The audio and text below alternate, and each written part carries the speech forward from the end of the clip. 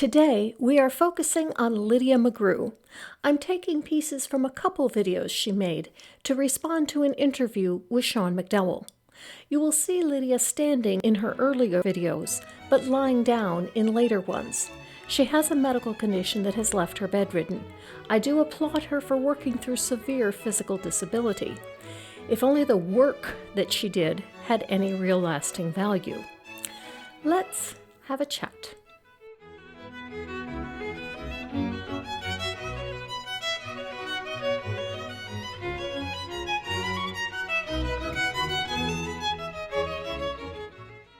Hello and welcome. Thank you so much for joining me, and especially to my patrons and channel members. Let's get right into it because this one is a long one. Lydia, or Dr. Lydia McGrew, has a doctorate from Vanderbilt University in English literature. I was unable to find her dissertation or any writing from Lydia on her dissertation subject, Renaissance non-dramatic literature of Edmund Spenser. She considers herself a philosopher. Her curriculum vitae indicates that all of her training in philosophy, theology, and apologetics is self-taught. There's nothing wrong with this. One can get a good education in a subject without formal training. But since the subject we are addressing has nothing to do with the literature of Edmund Spenser, I think that we should accept Lydia as a layperson in this field, just like me. My doctorate is also in a field irrelevant to this discussion, and thus I make no claims to be an expert in this field. Lydia has published several books in the area of philosophy and apologetics, likely given a hand by her husband, Tim McGrew, a professor of philosophy at Western Michigan University. Her books, all on Christianity, none in her own field, are not all that popular. Her latest book, which just came out last month, Testimonies to the Truth, Why You Can Trust the Gospels, is endorsed by Sean McDowell, and the cover imitates McDowell's latest book, a rewrite with his dad, of Evidence That Demands a Verdict. Let's start with her interview with Sean on the 7 reasons the Gospels can be trusted. Can we really trust the Gospels as reliable? Do the Gospel writers embellish facts, or do they get locations, customs, and cultural details right? Do the Gospels hopelessly contradict, or do they offer genuine testimony from people in a position to know about Jesus? Well, our guest today, Dr. Lydia McGrew, first time on the channel, has written an excellent, and I mean excellent, new book, defending the Gospels, called Testimonies to the Truth. We're going to look at 7 pieces of evidence that you lay out. Cool. Lay it on us, Lydia. What evidence did you find? A question I've never asked you before, and I'm really curious to hear. Why are you a Christian? And does this evidence we're going to walk through in any way play into why you are a Christ follower? Good question, Sean. Did any of this evidence convince Lydia of the truth of her beliefs? Yeah, it does. I became a Christ follower when I was really young, when I was a really young child. These two statements are contradictory. If this evidence convinced you of your beliefs and you just recently researched this, how could you have come to your beliefs as a really young child? Can a really young child even grasp the arguments that you make? It seems a more accurate statement would be that you came to faith as a really young child, and the research you did confirmed what you already believed, in which case they can't be the basis of your beliefs. Of course, at that time, I hadn't had the opportunity to know about this evidence. But it's been a long time since then, and there have been all kinds of things, doubts that have arisen in my mind, and knowledge of alternate viewpoints. And if it were not for my confidence in the reliability of the Gospels now, I question whether I would currently have continued to be a Christ follower all this time. So Lydia says her evidence didn't persuade her to her faith, rather it persuaded her to remain in her faith. You talk about what are internal and external evidence. What's the difference between those? And then we're going to jump into the specific evidence that you lay out. Generally, the word external is used in biblical studies when we're bringing in something from outside, whether it be geography, another historian, that kind of thing, an inscription, something like that, that fits together with something found within the canon of Scripture. And then internal are usually evidences that one way and another come from within the canonical books. So some of her evidence for the reliability of the Bible is the Bible itself. Looks like we are going downhill already on these 7 evidences.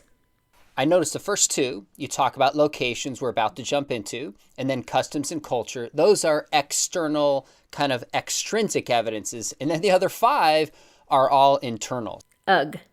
So we went from 7 evidences for the reliability of the Gospels to 5 of the 7 are...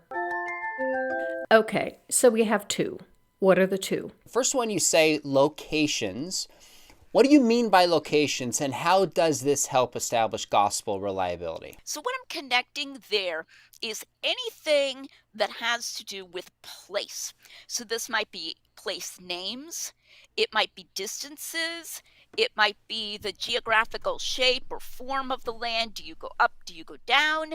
And it might be even, I go as far as rulers who ruled particular places at the time. First chapter that I call location, location, location. I watched ahead a bit, so they will address the Spider-Man is in New York argument later. I'll let them finish this point and weigh in on that one when they get to it. One of the examples you give, which is one that I often use in kind of a popular apologetics to, say, like high school students, is this example in Luke chapter 3, verses 1 through 2.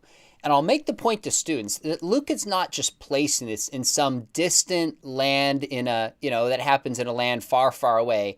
He gives us all these particular people and places and times, which minimally to me shows such confidence that Luke thinks this is actually true.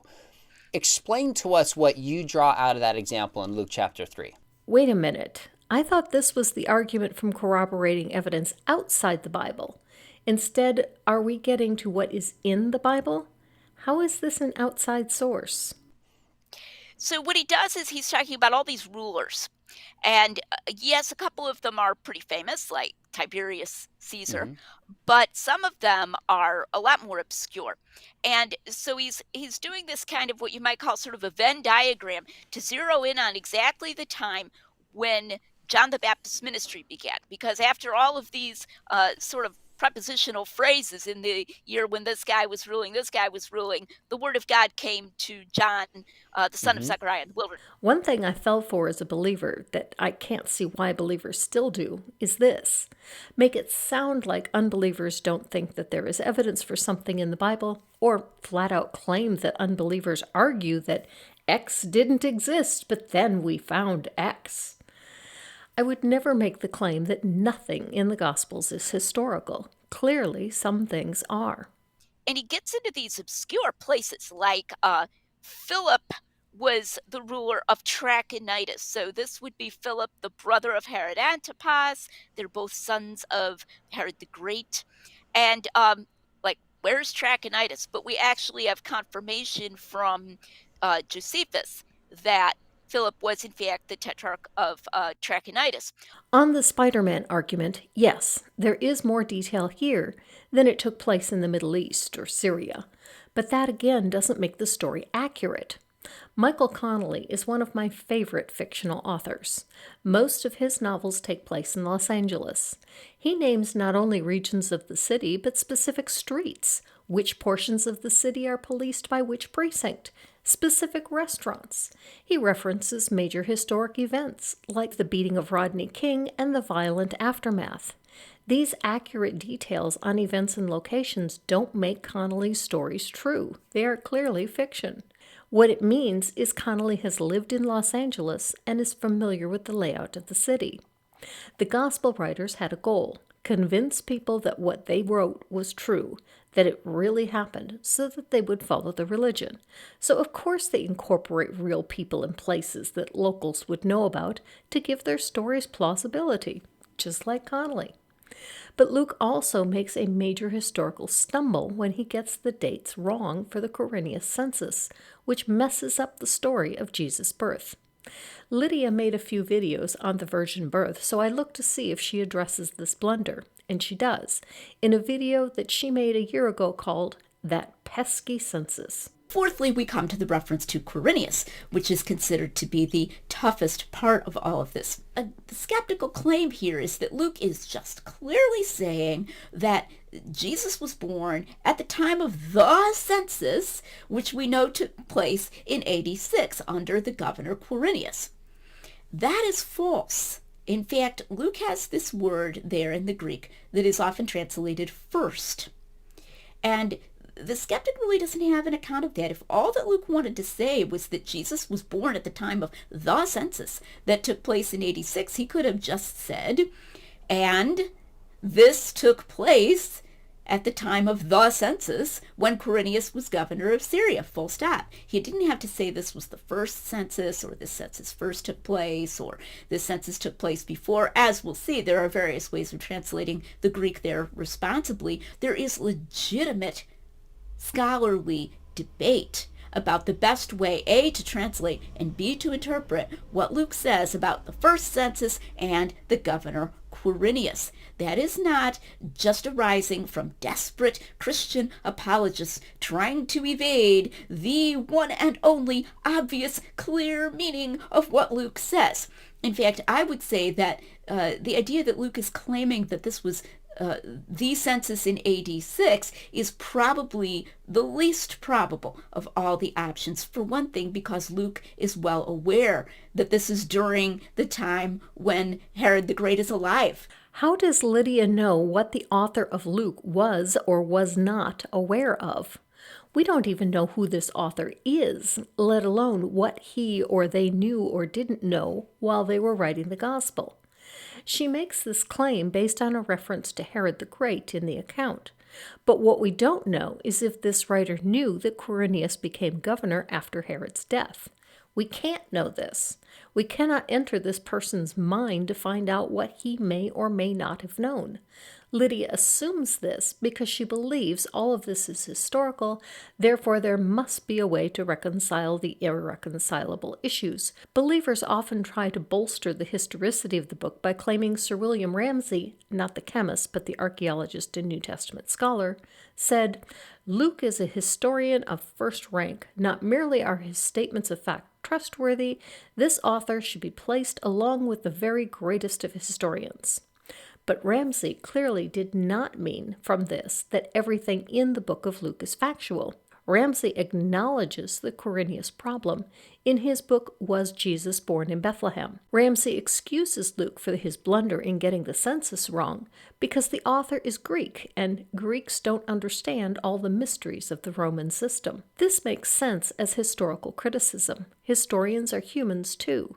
But what doesn't work is to then claim that this is the word of a god, as it clearly contains human error. Nor does it claim that everything in the book of Luke is historically accurate, as it clearly does not. So how does Lydia resolve the problem? But as far as translating what he says and interpreting what he says about Quirinius, there are a lot of very responsible options, and that's why so much ink has been spilled by historians, not just by desperate Christian apologists. I would probably put my top pick, but not by a big margin, on the translation preferred by a scholar named John Thorley. One of the things I like about Thorley is the way that he just frankly treats Luke as a historian and as a historical source. That doesn't mean that he necessarily thinks he's inerrant or that he's writing the Word of God. In fact, he mentions the possibility that Luke made a small historical error here of confusing two Roman names, and he's open to that. He says that the most natural translation of the Greek is something like, "This was the first census when Quirinius was governor of Syria." And it is implying that there was more than one census made when Quirinius was governor of Syria. And Luke, being aware of the other one, is trying to distinguish them. Now, this raises another supposed problem, which is that Josephus, probably writing later than Luke, in his Jewish antiquity supposedly lists all the governors of Syria, and there's no room for Quirinius in there. The word that Luke uses is hegemon, which doesn't have to be technically governor. It could just be a guy who is in some sense in charge. Quirinius was alive at this time. He was a military leader at this time. He was in the same very broad general vicinity of the empire at this time, and things weren't always lovely and friendly between Caesar Augustus and the client, King Herod the Great. And we could imagine that Caesar Augustus might have had Quirinius be in charge of a census at this time. First problem with this view. Why do you think the Luke author is aware that the census was while Herod was alive? Yes, the author references Herod and believes Herod to be alive at Jesus' birth, but that doesn't mean he's aware of when the census took place. Don't forget, he's writing this in roughly 85 CE. The author wasn't even alive, in all probability, when Herod was alive. Why would a Greek author know the date of a Roman census that took place before he was born? Far more likely is the author didn't know that the census didn't take place while Herod was alive. He needed a way to get the family to Bethlehem, was aware of a census taking place, so he used that as a vehicle for his story. Next, Quirinius was in the general vicinity of the empire. He was in the same very broad general vicinity of the empire. That's a lot of territory. That would put him anywhere from Syria to Spain. Unfortunately for Lydia, Josephus isn't the only source that we have for the life of Quirinius. Lydia alludes to where Quirinius really was, but fails to be specific, as it makes her theory preposterous. He was putting down a rebellion of the Homanides in Galatia. Now, Galatia is only one country away from Syria, not as far away as Spain, but he still isn't even in the country. Could Caesar have sent a message to Quirinius to the effect of, "General, while you're in the middle of this military campaign, would you mind terribly if I asked a little favor? Please have your men remain on the battlefield and leave for Syria, oversee a census that is going on there, and then return to finishing putting down this rebellion against my empire. I need the book of Luke to agree with Roman history, so I need you in Syria for a bit. Thanks, chap." Yes, that is possible.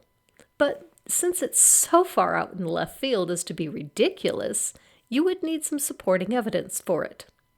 Historical records show that Quirinius was in Galatia and Cilicia from 12 BCE to 1 BCE.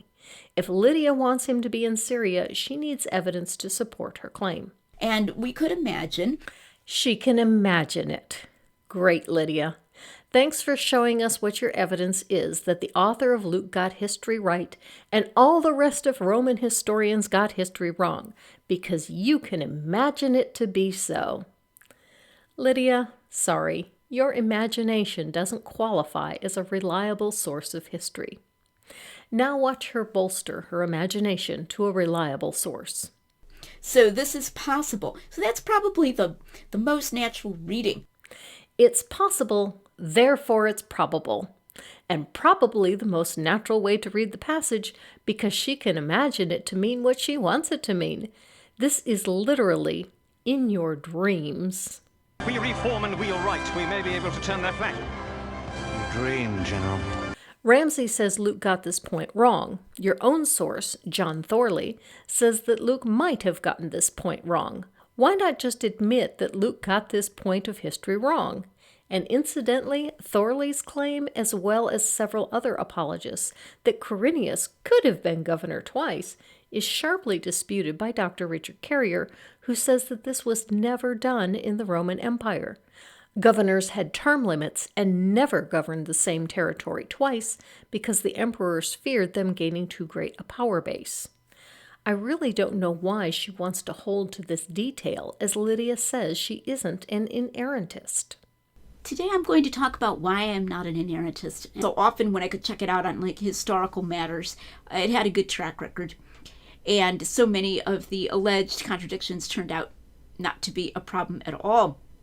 Well, when your own imagination of how things could possibly be true despite the evidence to the contrary as your guide to truth, it's no wonder that you don't find the difficulties to be problematic. I don't often refer to contradictions in the Bible, as most of what is identified as contradiction isn't really. There are some blatant contradictions, like God does not show favoritism and Hail favored one. But I find the biblical impossibilities, rather than the contradictions, to be the greater issue. You can find ways to explain the contradictions, like this one, well, God mostly doesn't show favoritism. It's a generalization. But the impossibilities, like Quirinius overseeing a census in Syria in 8 BCE, while simultaneously leading a war in another country, I find this downright impossible to reconcile. And part of the reason I wasn't making that investigation was that it wasn't that big of a deal to me. My faith was not founded on inerrancy. But if you're talking to people to whom it is a big deal, it's better to have a sort of a more robust thing rather than to be out there saying, can I find some way to say that I'm an inerrantist? And this is why I can't take Lydia seriously as an apologist. English is not only Lydia's first language, it's also what she has her PhD in. Yet she characterizes her defense of an issue as a thing. It's better to have a sort of a more robust thing. If this was a live show, I'd chalk it up to not coming up with the right word on the spot. But this is an edited video. If she can't find the right words that she needs on the spot, then script it like I do. Or at least edit in a text with the word correction. To leave this in your argument is just sloppy work. It sure doesn't lend her any credibility. Then I became uneasy about the Canaanite and Amalekite slaughters in the Old Testament. I want to try to not spend a lot of time on that in this video. I'll link something below, but I have worked for so many years with the pro-life movement, and that's really part of a overall worldview. Instances where people would try to say, well, what about this? Isn't it okay to kill a baby in this case deliberately? And I'd say no, and argue that it's an absolute prohibition. And the Old Testament itself also teaches this, that God hates the shedding of innocent blood. And I do make a big distinction between God sending out his power and taking infants to himself, which he can do having, among other things, their best interests in mind, and God's ordering a person, or a group of people, hey, go out there and cut off the heads of those infants. I think there's a big difference between those two. I applaud Lydia for seeing the inconsistency in being pro-life and thinking that it's okay to slit kids' throats if your God tells you to do it. But on the other hand, why does she think it's okay as long as God is slitting the kids' throats himself? I get that she thinks God is above the law. Thus, if he does it, it's right, even if she knows it's not. After all, might makes right if you're a god. It's tough to be a god. But the way she phrases this, she makes it sound like God is just bringing a child to himself, as if this is a natural and painless process. And yes, some children's deaths are like this. But how does she not make the connection that if causing a child to suffer is wrong and harmful, that an all-powerful God that is capable of taking a child to himself through a painless process chooses to drown children instead in the flood, or chooses to open up the earth and cause them to fall to their deaths, or causes them to suffer starvation as 10,000 children die daily from hunger or hunger-related causes, is just as wrong and harmful. Instead of rejecting the idea that her God could do this, where does she go instead?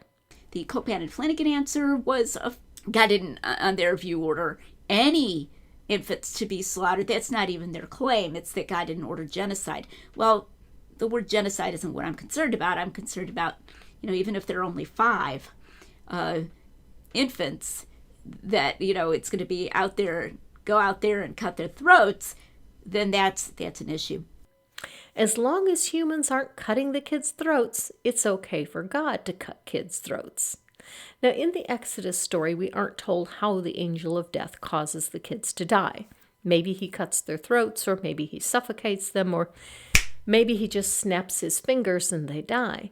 But clearly, in the flood story, God deliberately drowns innocent children. In the Elisha story, God sends a bear to cut the kids' throats. Incidentally, an apologist recently pointed out that the verse translated children could mean young men rather than children, because slitting the throat of a 10-year-old who calls you baldy is morally objectionable, but slitting the throat of a 15-year-old that calls you baldy is somehow morally okay. Honestly, I have a hard time understanding why apologists split hairs so much to excuse their God for what is clearly immoral behavior. I want to emphasize here, though, that was not a conclusion I came to lightly, and I do not accept the statement that, well, if you think that, then if you think God wouldn't command against homosexual practice either, so throw this out, throw that out. That is a caricature of that approach. I think we need to have a better, more robust concept of the natural law. Yeah, you really do. You need to examine what you consider moral and immoral to determine why you chose this standard.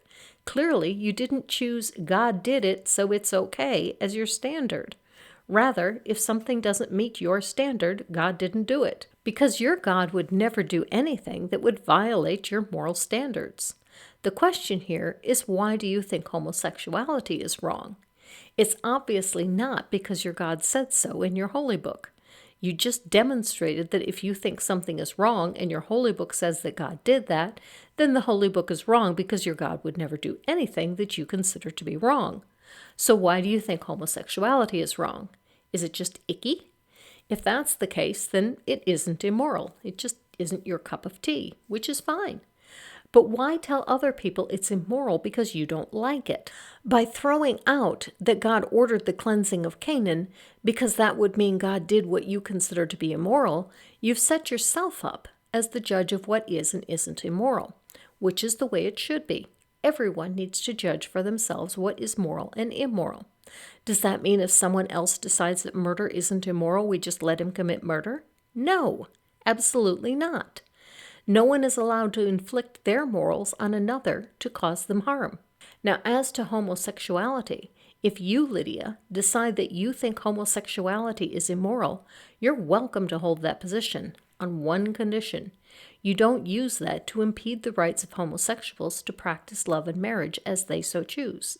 If you do, then you are inflicting your morals on another to cause them harm, in the same way the person who thinks that murder is okay does, if we allow him to commit murder. Do homosexuals in their moral choices in any way impede your ability to exercise your rights, to have a straight marriage, to worship your God? No, they don't.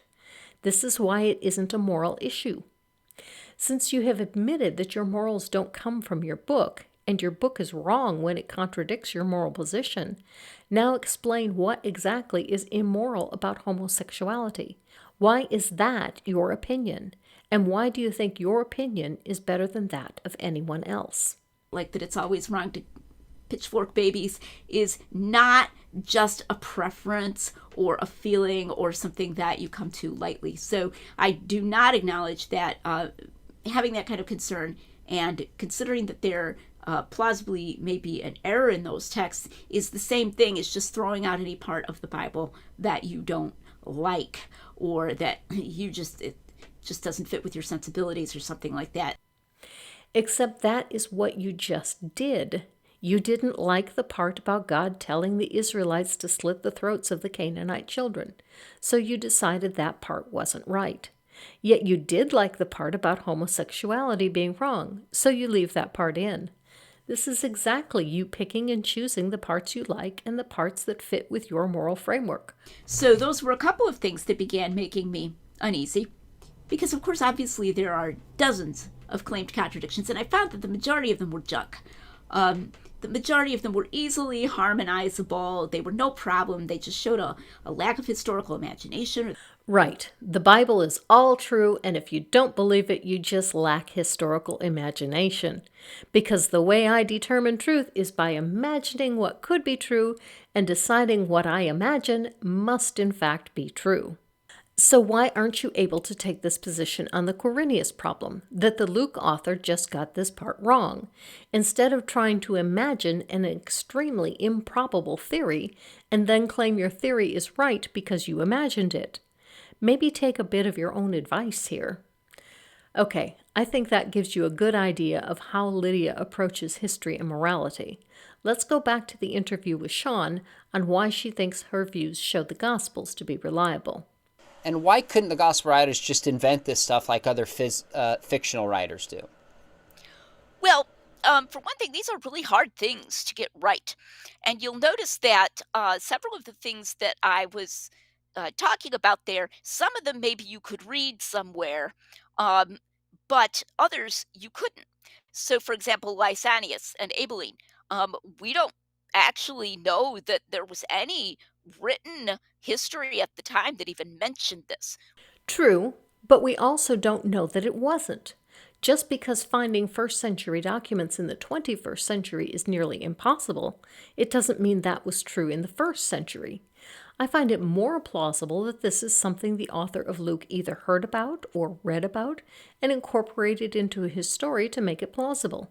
Just like Connolly including specific streets and restaurants in LA into his books give his fiction more plausibility. Like other fiction writing, the inclusion of real places does add some degree of possibility of it being true, but not much. Don't forget that the writing style of Luke indicates the author was a learned person. Libraries were a thing in first century Greece and Rome, and the Luke author would most likely have access to a number of libraries. So, for example, Lysanias and Abilene, we don't actually know that there was any written history at the time that even mentioned this. We only found it out on this little inscription on a street somewhere that we dug up. So, it's important to remember and not be anachronistic that they could not Google these things. There was no Wikipedia. They couldn't even go to a library and get an atlas or something. There is some truth to what Lydia is saying. General research was more difficult. Maybe the author had been there at some point and knew the area. Or maybe he had access to Ptolemy's geography, an 8-volume textbook of maps using mathematical principles. So, and certainly it's likely that many of their readers wouldn't have had a way to check up on that. So, it's actually a lot harder than is often acknowledged to invent these Hmm. kinds of things. And we also don't find that kind of specificity with obscure detail. I find it odd that she characterizes this as an obscure detail. Who was ruling the region of Trachonitis then is an obscure detail to us 20 centuries later and on the other side of the globe. But to someone at that time, Trachonitis was a region larger than Galilee. Yet she doesn't consider knowing where Galilee was and who was ruling it then to be an obscure detail.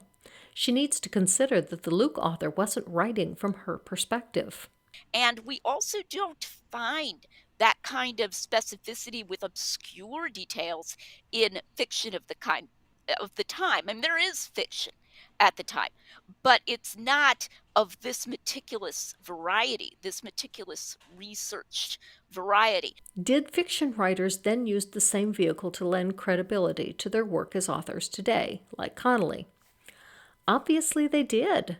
One need only look to the Iliad and the Odyssey to see that fiction using real places like Troy and Athens, adding real direction like where Odysseus was blown off course in his return journey and ends up journeying all over the Mediterranean Sea.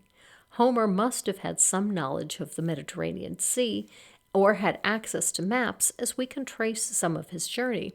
Parts of it remain in dispute as to the places they refer to, but the point is there was definitely a genre of literature at the time. And for someone with a PhD in ancient literature, Lydia should know this. Granted, this isn't English literature, her field, but given that this is one of the greatest pieces of literature of all time, she should at least be familiar with it. I think the real issue is she is just being lazy. She wants this to be true, so she doesn't even think about what she knows from her own field that would tell her otherwise. So those are just a couple of the ways to get into that issue of external confirmations and why they're not the kind of thing that the authors would have easily been able to just invent, or even would have thought of inventing to to bring in and give verisimilitude to their stories. It need not have been invented. It could be exaggeration. I personally don't think the Gospels are complete fabrications. I think they are the authors taking down stories they heard and writing them down, much like Hans Christian Andersen and the Brothers Grimm. They didn't make up the stories. Rather, they wrote down the stories that they were hearing from people. Okay, so in your mind, is this positive evidence for the Gospels? Like, I could imagine somebody saying, if somebody gets wrong a detail about a location, then they're not reliable. But if they get it right, is that a kind of positive evidence for the case as well? If so, how? Well, it actually has to work that way. I mean, in probability theory, if getting it wrong is evidence against, then getting it right has to be evidence for. I mean, that's just like, I could give you the math. No, it really doesn't. If an accused criminal says that he was at a football game at the local stadium when the crime was committed, that does give you a little bit of credence to his story. But if you ask what teams played and he can't answer, that really calls his alibi into doubt. That he knows what street the stadium is on does not rehabilitate his alibi. The reason being that a falsifiable claim is falsified by demonstrating that all or a portion of the claim to be false. But demonstrating that a portion of a falsifiable claim is true does not prove the entire claim to be true, only that portion. Here, claiming the Luke account of the gospel is historical fact is falsified by any part of it being shown historically inaccurate, like the quirinius problem. The fact that Philip was tetrarch of Iturea and Trachonitis at the time that John the Baptist started his ministry does not solve the quirinius problem. The claim is much broader than the evidence you present to support it. What makes for the greatest difference here is the claim that the writing was inspired by an all-knowing God. We don't expect humans to get every historical detail correct. Humans make errors. But if you want us to accept this as divine, then it needs to be as accurate as your divinity. If you want us to just accept that this is an account by a man with the same foibles as any other man, cool. But then don't expect me to consider it holy or worthy of any special consideration beyond what I would give to any other human historian of the period. Let's move to number 2, is where you talk about customs and cultures. So I could obviously guess, and I've read your book, but what do you mean by customs and cultures, and what does this tell us about the gospel writers?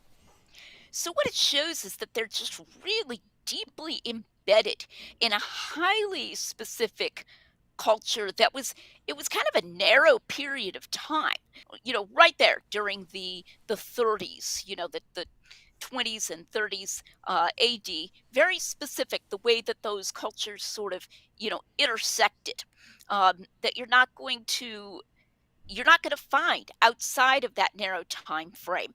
And of course, after 70, when Jerusalem was destroyed, that whole delicate interplay of Roman and Jewish rule and customs was pretty much gone. It was a completely new situation. I have no idea what she is trying to get at here. The author of Luke would have been alive at the time of the destruction of Jerusalem, as he wrote this about 15 years later. He should be familiar with the cultural relations before and after this, as he likely lived through it. Since it was a major historical event, not knowing about it would be akin to someone writing in 1950 not knowing the major political and cultural shifts caused by World War II. So this shows an embedding in a highly specific time period that is very difficult to fake. So her only point is that this shows the author wrote the book in about the same time that most scholars agree that the book was written. And this shows it to be factually accurate. How exactly? So you've got a bunch in your book that you walk through, but maybe one or two of your favorites that you just thought were fascinating and telling and somehow supported the Gospels. We find in Luke chapter 9 that Jesus is going to Jerusalem. He sets his face, it says, to go to Jerusalem. Now, I make an independent argument in comparison with John that I think this was at the time of a festival. Probably the Feast of Tabernacles in the fall before he died. Then he died the next spring. And the Samaritans won't let him, rent a hotel room, as it were. He sends his disciples ahead to try to find him a place to stay as he's heading to Jerusalem. And it just says they wouldn't allow him to come because his face was set to go toward Jerusalem. And Luke doesn't explain what that has to do with it. It's not even clear if Luke knows what that has to do with it, but apparently this is what his source told him, that because he was going toward Jerusalem, they wouldn't let him come through their village. And we go and we read Josephus, and we find that the Samaritans just hated for the Jewish pilgrims to come through their land at the time of the festival. Sometimes there were actual fights that broke out with people actually getting killed. Hmm. And so if Jesus is actually coming through at the time of a festival, and there's just been this huge influx of pilgrims already coming through, he comes through and they're like, that's it, we're done. We don't want you. Go somewhere else, leave us alone. We don't want you to come through. And so that's apparently what is going on there in Luke 9, but you only realize that when you know that background. I've not heard this claim before. I checked 10 different commentaries and only one agreed with this viewpoint. But I don't think it really does anything to bolster the confidence that this is historically accurate. The enmity between the Jews and Samaritans is well documented. Whether they were more hostile at festival time than at other times of year really isn't relevant. Since the book doesn't say that this was at festival time, she's bolstering her own theory in order to bolster her history claim. What I mean is she speculates that this was at festival time as there would have been greater animosity then, and then uses the level of animosity to claim that this gives the book more credibility as it accurately reflects the level of animosity that would be present during the time of a festival that she presupposed was going on, despite there being nothing in the text to indicate that this was the case. A better question would be, why did Jesus not know this? The passage says that they were going to this village, but they weren't welcome, and so they turned away to another village. So if Jesus was resolutely set on Jerusalem, he gave up that resolution when he encountered the hostility. So how did he not know that this would happen, if he's an all-knowing God? Most apologists would say that Jesus gave up his omnipowers when he entered human form. Yet he displays alleged knowledge of the future of events he can't humanly know on several occasions, like predicting his own death just a few verses earlier, or saying the centurion's servant is healed in Luke 7, or the Capernaum official's son in John 4. He seems to have selective superhuman knowledge. It could be that an angel or God is whispering in his ear, but there's no textual claim to support this.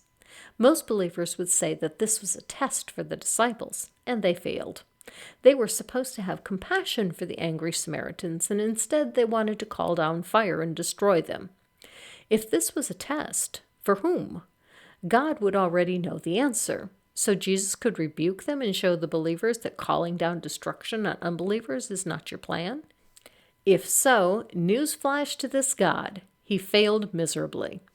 Not only have believers not received this message, they continue to harass and call down God's wrath on me and fellow unbelievers. You would think that an all-knowing God would realize that this isn't an effective method of communication. Either that, or if God actually cares about his own message, he'd come and clarify, as no one seems to know what this God is trying to say. If your response is we humans with our pea brains are just too dumb to understand, then maybe your God should have made us capable of understanding what he claims to want us to understand. As you were writing this, were there certain archaeological discoveries or customs that you're like, I'm not sure what to do with this, that gave you pause? How many difficult ones would you compare with the positive ones that you found looking at the Gospels through this lens? Wow, that's a really interesting question. I mean, there are certain favorites that, as you know, skeptics will dive into, like the census, right? I mean, you can't talk about the reliability of Luke without someone bringing up the census in Luke 2 at the time of Jesus' birth.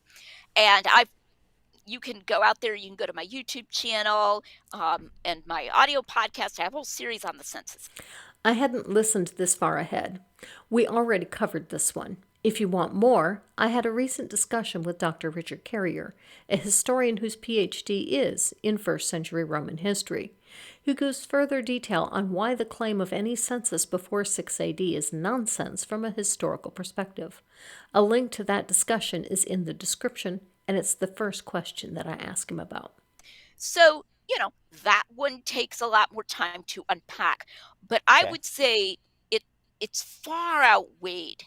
The few that are sticky, as it were, external things where you're like, how does that really fit, are far outweighed by the sheer number, not only quantity, but also quality of external confirmations, very lovely, subtle external confirmations of the content of the Gospels. So a perfect God doesn't need to get everything right. If just more of it is accurate than what is inaccurate, it's close enough.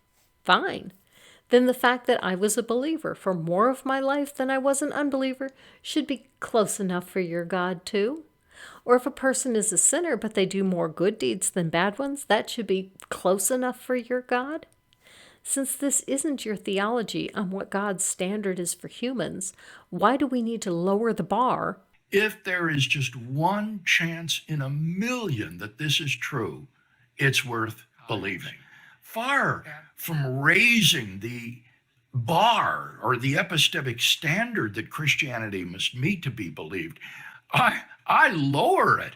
When it comes to the standard of evidence that your God is who he claims that he is. But you have this idea of what's called an undesigned coincidence. What is that, and what would an undesigned coincidence reveal potentially about the reliability of the Gospels? So I like to call an undesigned coincidence an incidental interlocking that points to truth. You have two different sources, often about the same event. And one will give one part of the story and another will give another part of the story. And then you can see them fit together. And in the classic kind, it's kind of a cause and effect thing. So I often find that the most effective way to illustrate an undesigned coincidence is to give a made-up modern example. If, for example, you had two alleged witnesses to a robbery, and one of them was describing the robber's clothes and happened to mention that his shoe was untied, then you go talk to the other alleged witness, and that guy's describing what the robber did and says, and when he ran out, he tripped and he almost fell. That's an undesigned coincidence because they don't mention, each of them does not mention what the other one mentions, but the untied shoe explains the near fall. The problem with this example is it assumes the two witnesses didn't hear each other's testimony. It assumes that the second didn't base his story on what the first said. This is not true of the Gospels. We know the authors of Luke and Matthew read Mark and were expanding on what the Mark author said as they both copy, not tell a similar story, but copy 75% of Mark verbatim. Then they expand on that. There can be no undesigned coincidences in the Gospels, as the authors were well aware of the earlier writings. The author of John goes out of his way to correct what he perceives as either an inaccurate portrayal or a portrayal of Jesus that doesn't fit with his way of seeing Jesus. Again, this also is in my discussion with Dr. Richard Carrier. Check the description for a timestamp as to where this portion of the discussion begins. This is getting long, but bear with me. I want to go to just one more point that Lydia attempts to make. There's a lot of debate amongst this within Christians and those who are not Christians about the question of where Jesus first appeared to his male disciples after the resurrection. Was it in Galilee or is it in Jerusalem? Because at least minimally there seems to be a tension here. Right, and the reason that it's said to be a tension to some extent, in my opinion, is because of the argument from silence. Argument from silence? The angel in Matthew clearly tells the women to tell the disciples to meet him in Galilee. Luke has the disciples meeting Jesus in Jerusalem on Resurrection Day. There is no silence here. The disciples can't obey the angel and head for Galilee to meet Jesus, only to meet Jesus that very evening in Jerusalem. I think Lydia is counting on her audience not checking out that it isn't a matter of silence. Jesus could do both at different times, but this renders the message from the angel nonsensical if Jesus' intent is to meet the disciples in Jerusalem that very day. You could argue Jesus changed his mind or the angel was misinformed, but these are also problematic. If the angel was misinformed, he would have to have been misinformed by God, making God a liar. If Jesus changed his mind, then even after the resurrection, he still doesn't have his omniscience back, as even he didn't know what he was going to do. Let's let Lydia tell us how this is an argument from silence. Biblical scholars, New Testament scholars, are really subject to a faulty use of the argument from silence. So, for example, Matthew goes straight to talking about them going to Galilee to meet Jesus. He doesn't mention any meeting in Jerusalem, but he doesn't say that they didn't meet Jesus in Jerusalem. And right off the bat, we see the problem. Lydia isn't familiar enough with the passage, and she hasn't bothered to listen to the actual argument. Lydia is right that if you start with verse 16 in Matthew 26, you can make this into an argument from silence. But she skipped verses 5 through 7 of that same chapter that is the heart of the problem. If the message from the angel wasn't there, Lydia would be right, but it is there. It's not that the disciples just went to Galilee to meet Jesus. It's that they were directed by an angel, a messenger supposedly from God himself, to go to Galilee to see Jesus. If Jesus was going to see them in Jerusalem that day, the message allegedly from God makes no sense. That's enough of Lydia. She is clearly a self-taught apologist that does sloppy work, not even bothering to understand the arguments that she tries to refute, then claiming to have answers because she can imagine them to be correct. Good for you, Lydia. You have a good imagination, and that's all your God is, your imagination. Live your life.